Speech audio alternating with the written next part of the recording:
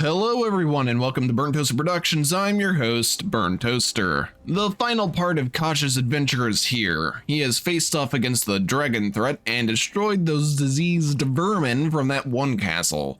He only has one adventure left, and this is the toughest one yet. In case you don't know, the Dragonborn DLC is the most challenging one, which is due to the slight level requirement of anywhere from 15 to 30. Sources could not agree. I did the best I could. Although, to be fair, you can go to Solstheim at any time. Just expect to die a lot if you're under-leveled. I'm not too sure if I'll survive this ordeal due to the lack of armor, but Khaj has been through worse. As usual, the rules on screen are the same from the other two videos, and I'll be leaving the mod list down in the description below, so you can either simply use them for your own enjoyment or play along. Now, let's continue this run. Before doing anything, I decided to prepare. The biggest obstacle would be any amount of Draugr that knows the disarm shout, so I decided to craft a few more rapiers, because I'm going to need every ounce of damage I can get, plus having to immediately run back to a town once my rapier is gone would be a pain. After all my preparations are complete, I head to the Windhelm docks, talk with a ship captain, and sail to Solstheim. When I make it there, a dark elf stops Khaj, asking why he's here. My goal here is to find Miraak and, I guess, stop him from something. But the elf doesn't seem to recall if he knows who or what Miraak is. He knows the name, but not much else. After walking around a bit, I found this big stone, and some people are working on it, hammers, chisels, and chanting. Anyway, at this site, Naloth is observing what's going on. Thankfully, Naloth is able to remember the name Miraak. Seems he has somehow come back after being dead for thousands of years, and it may have something to do with what's happening with this weird monolith. Naloth points Khaj to some temple ruins around the center of the island. With that said, I start making my way there, and I get to fight my first enemy in Solstheim, Ash Spawn. These guys are quite tanky to say the least. Even critical hits don't take that much health from them, plus they deal fire damage with their attacks. 2 are bad enough. I don't want to think about what a swarm of them could do. Once the 3 Ash Spawn are dead, I return back to Raven Rock and sell some stuff. I'm kind of at that point where I can't grab much loot due to requiring other things like extra weapons and potions. I'm gonna have to probably take care of that at some point. Back on the road again, I came across a burnt Spriggan. This weird burnt orange Fanta nature lady is one tough foe. She's quite tanky and isn't really even unique. And by unique, I mean she's a fairly standard enemy around these parts. I almost died twice, though it didn't help when an ash hopper decided to join in. With the orange Fanta lady dead, I can continue on to that temple. When I finally make it to the temple, a woman is yelling at one of these individuals who are chiseling their life away. She is part of the Skull, a sort of tribe of Nords that live in Solstheim. She came here to help or avenge her people. Our goals somewhat align, and that means it's time to go through this temple. Inside, we find some cultists that can't really put up a fight against Khaj. Deeper in, we find some Draugr. Since I have a couple of spare rapiers, it's not that big of a deal, but I still don't want to lose even one. After all the Draugr in the immediate area were put back to sleep, I figured out a way to get up to this little raised area. It wasn't wholly worth the effort since all I found was some studded armor, an enchanted dagger, a circlet, and 200 septims. Much further in, I find the first word of the dragon aspect shout, and we have to fight off a bunch of Draugr. Luckily for me, I didn't lose a rapier, and they weren't strong enough to end Khaj. I did find an ebony sword on one of them, and you know I had to take it. Eventually, we reach the end, and I find this large black book. Since Khaj is a very curious boy, he had to give it a little read. And there's Miraak. He basically goes on to have his little villain rant detailing what he wants to do, which basically involves enslaving the population of Solstheim to return to the mortal realm. He then told his eldritch friends to send me back. In the real world, Freya said Khaj seemed to be there but not at the same time. Looks like that's due to the book, since it transported some part of Khaj to a different place. With Khaj's reading excursion done, Freya suggests going to her village to try to get more information about this strange book. Thankfully, not much happens on our way there. Once I reach the village, Freya talks to Storn. Then it's Khaj's turn to talk to the old man. To cut the conversation short, he directed our feline protagonist to a specific location to learn a word of power. Storn believes it'll free his people that continue to work on that stone. Well, I don't have much else to do, so I make my way to the location, fight off a couple of ice wraiths, and finally make it. This particular location is infested with Draugr. Oh, and there's a blood dragon. I stuck around until it landed so I could take care of my scaly friend. During this time, Mirak will take any dragon soul you try to absorb. Oh well, I have the most valuable loot, and that's the bones and scales. All I have left are the Draugr, which, while annoying, aren't too difficult to fight. Once they've been defeated, I can learn that word of power and then use it on the Windstone. Because I know what'll happen when I use this shout on the Windstone, I make a quick little save and get to work. I have to fight a lurker. Because I was unsure of how smooth this fight was going to be, I was preparing for the worst. It feels like I was worried for nothing because this lurker chose to focus on the people from the Skull Village, allowing me to deal a good amount of damage without taking much myself. After the fight, I go back to the village and give Storn the good news. He then pointed me in the direction of Naloth. Apparently he had been asking about some black books, but before talking to the wizard, I decided to cleanse the rest of the stones. Think of it as a little bit of extra credit, since I believe it's not necessary to progress the rest of the main quest for the DLC. Now, let's get to the stones. The first extra one I decided to take on is the Beast Stone. This one had a cultist overseeing the Reeklings that were working on it. This lurker spawned much further away than I thought it was going to. You'd think it'd be like the other one, but I guess not. This one was substantially tougher than the one at the Windstone, and because the Reeklings either ran away or didn't live long through this battle, I had to fight the lurker by myself. Eventually it's dead and I can move on to the next one. I head on over to the Sunstone. This lurker wasn't all that bad to deal with, but to be fair, the people that were enthralled attacked it. It didn't take long for it to fall, which I'm not upset about. After that one, I decided to go for the Earthstone near Raven Rock. This lurker was a bit more of a pain to deal with. As one would expect, almost everyone attacked it, but as soon as it used a stomp, everyone scattered like dust in the wind, leaving it up to me to kill this eldritch abomination. Then I spotted another one that was a short distance away fighting a guard. That one was fairly easy to get rid of. The last stone left is the Water Stone. The big reason I decided to leave that one for last was due to not having any fast travel points close to it. Once I made it over there, I spoke my magic words and had to defeat the lurker. Of course, when I was almost done, a dragon flew by, which meant I had to deal with that directly after fighting the lurker. This dragon also had frost breath, and that made it a little more difficult to deal with.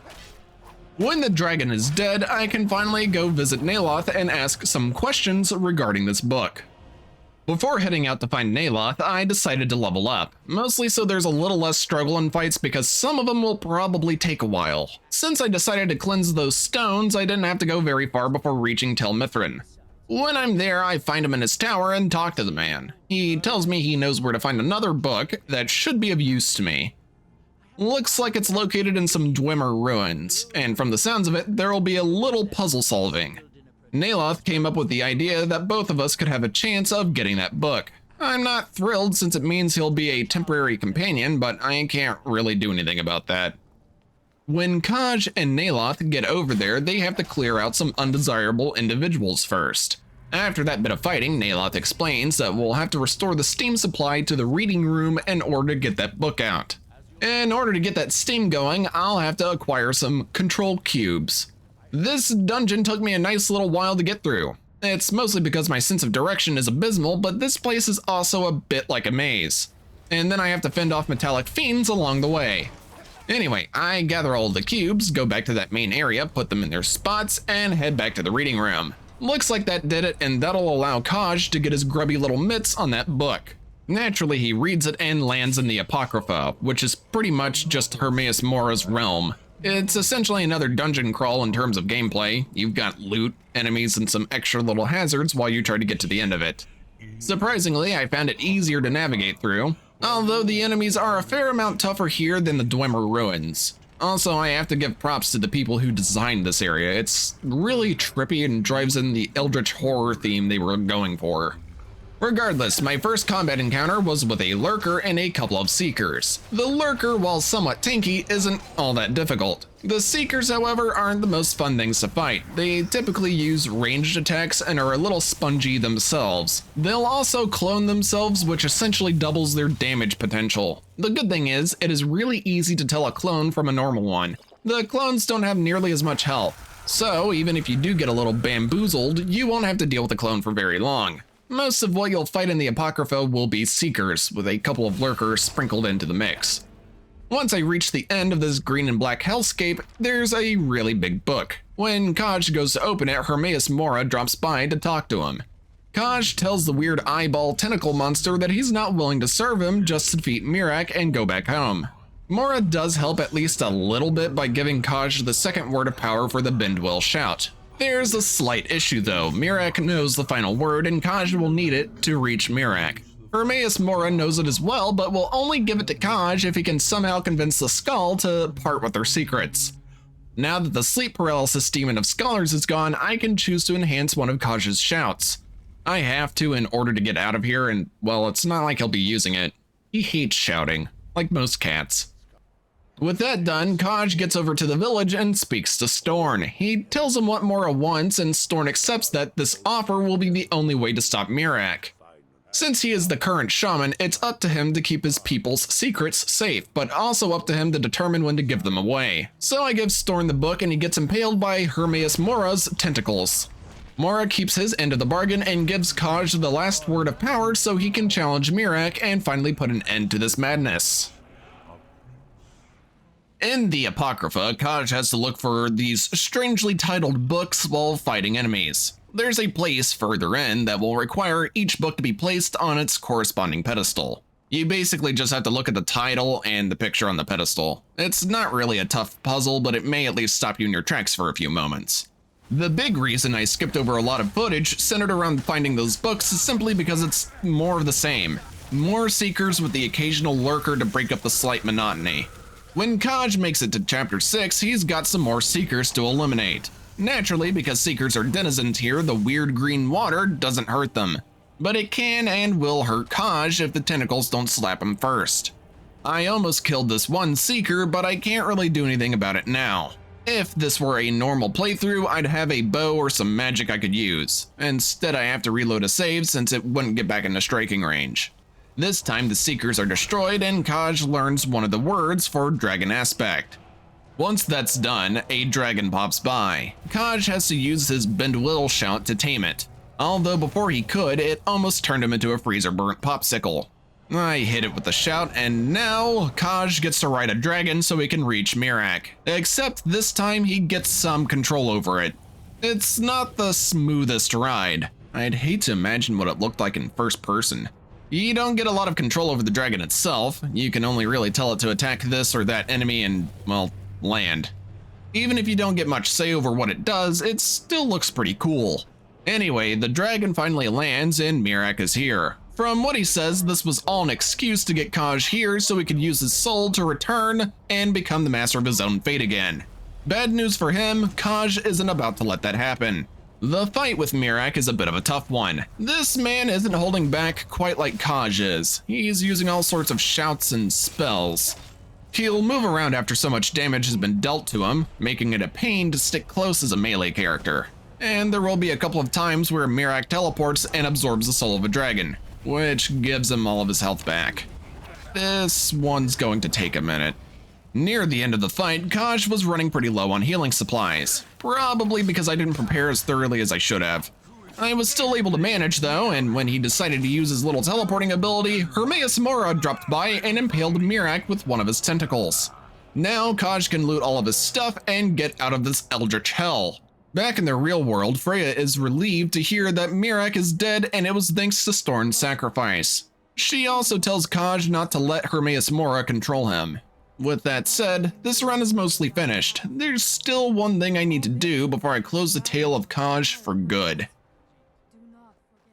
Back in Skyrim, Khaj went to Falkreath because he heard of some land potentially being available. The Jarl had a request in exchange for Khaj to have the right to buy the property. Jarl Siggeir wants Khaj to clear out Embershard Mine. The bandits were paying the Jarl, and the Jarl was happy with his cut at first, but decided to get someone to clean up his own mess. Still, I find it kind of funny how things came full circle. I remember coming here for linen wraps, some XP, and of course, items to sell, which was pretty much at the start of this entire series. Now I'm here one last time to do a noble's dirty work. Regardless, those bandits can't withstand Khaj's expert level attacks and fall without too much issue. Once they've had a happy little accident, Khaj returns to the Jarl and tells him that the job is done. Khaj then buys the property and heads over to it. As you can see, it's pretty barren, but there are at least enough materials to get started. I'd show the entire process of building the house and all the furniture, but it ended up taking me about 3 hours total to gather the materials and build. And even then I couldn't get everything. If you want to know how much capital it took, Khaj started this endeavor with about 32,500 septums and it ended with roughly 13,000 left over. After the home was complete, Khaj hung up his sword and continued to live the rest of his days in relative peace. Now, the run is completely finished. This entire series has been quite a journey, and I'll admit I'm a little sad to see it end. It was decently fun, and it all stemmed from me wanting to do something in memory of one of my favorite challenge run channels on this platform. Thank you all for the wonderful amount of support you have shown me. I started this year with roughly about 25 subs, and now I have 72. I almost tripled in terms of subscribers. So, once again, thank you. Your support truly means a lot. Before you leave, be sure to like, share, and subscribe, especially if you want to see more challenge runs or mini-series like this in the future. And I do have a Twitter and Instagram account, so you'll be able to get updates, possible sneak peeks, reach out to give ideas for challenge runs, or you can just drop by and say hi. Anyway, this has been Burnt Toaster from Burnt Toaster Productions, and I shall see you all next time. Bye for now.